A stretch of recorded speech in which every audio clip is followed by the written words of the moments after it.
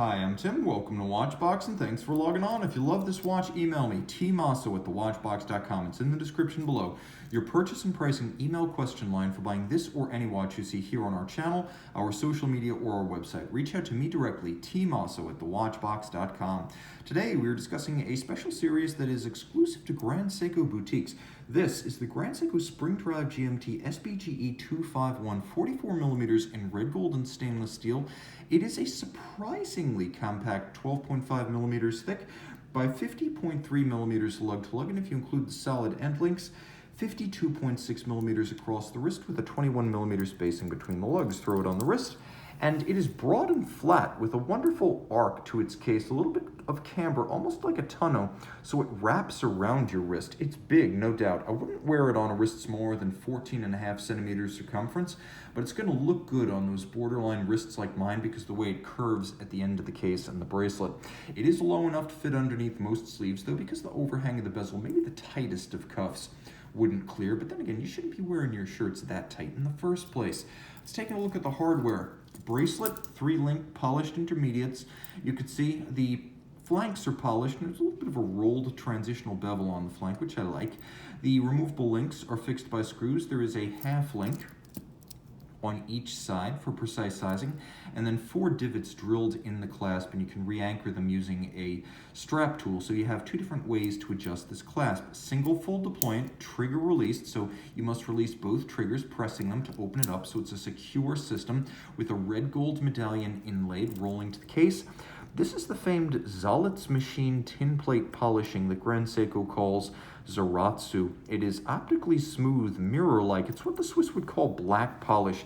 It is a labor, time, and energy-intensive process because the focus, as well as the time to learn the technique, is immense. It takes about 3 years to master tin plate polishing at Grand Seiko, and the artisans there are the foremost practitioners of this process in the world. How they get it so smooth and mirrored, I don't know, nor do I understand how they manage to do it so millimetrically perfect from side to side and end to end. Now you can see the case shape itself is fairly complex. It's anything but a vertical can, as there is an inward curvature, there is a side to side curvature, so these are handsome surfaces that do flame-like things with light. And it is sensuous, sinuous, and unexpectedly sexy on an oversized sports watch. The tops are satin finished. You can see there is a crown at 4 o'clock to avoid digging any wrists right or left. Screw down crown, 200-meter water resistance. There is a red gold bezel with knurling outboard. Note the use of both satin finish and polishing on the edge of the bezel. They sweat the details at Grand Seiko. This bezel features a sapphire insert, which means, like the Blancpain 50 Fathoms, it has a wonderful gloss and depth to it, as well as being very scratch resistant. Inboard, you can see there's a polished chapter ring in red gold that helps to accent a dial featuring still more red gold elements, the logo, the indices, and the hands. And as with all high-end Grand Seiko watches that feature applique indices and faceted hands, all of these components are finished manually by an artisan who just crafts these tiny pieces using diamond-tipped milling tools. Outboard, you can see there is a rehaut or a chapter ring with some slope to it. That is your 24-hour reference ring for the second time zone. So you have your local hand in 12-hour format. That's the time where you are. And you have the 24-hour hand, which is the time where you are not. You can set them separately. Caliber 9R66, automatic winding, has a power reserve indicator, 72 hours of power reserve, spring drive accuracy, so plus or minus 15 seconds a month.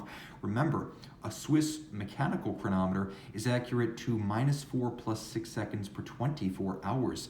So outstanding accuracy. You can see the distinctive glide of a spring drive seconds hand. There's no stagger, no start, no stop, no oscillations of the balances. There is instead a unidirectional governing wheel. I'm going to do my best to show you that unidirectional governing wheel inside this 30 joule movement.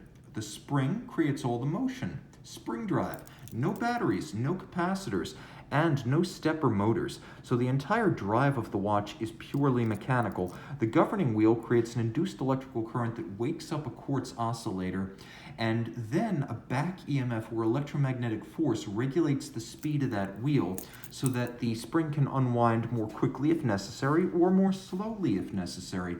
And it took from 1977 to 2005 to achieve automatic spring drive, so this system is no mean accomplishment. It's mechanical sole with quartz precision. As you can see, there is a boutique notice on the case back. This was a special series for the boutiques, not necessarily limited in number, but limited in access to boutique points of sale. It's a good-looking movement. If you have any doubts about a movement that does include a quartz oscillator, keep this in mind. That movement is watchmaker built, watchmaker regulated, and when the time comes, watchmaker serviced to last not just your lifetime, but the lifetime of your watch, which may span several human existences. This is a watch for the long haul. Extraordinarily reliable. It also includes the conventional setting functions you would expect on a fine timepiece, including hacking seconds, and if you want to see how the hour system works, the local hour hand is independently mobile while the watch continues to keep time. You can even drive the date forward or backwards while traveling east or west. Email tmosso@thewatchbox.com for purchase and pricing details.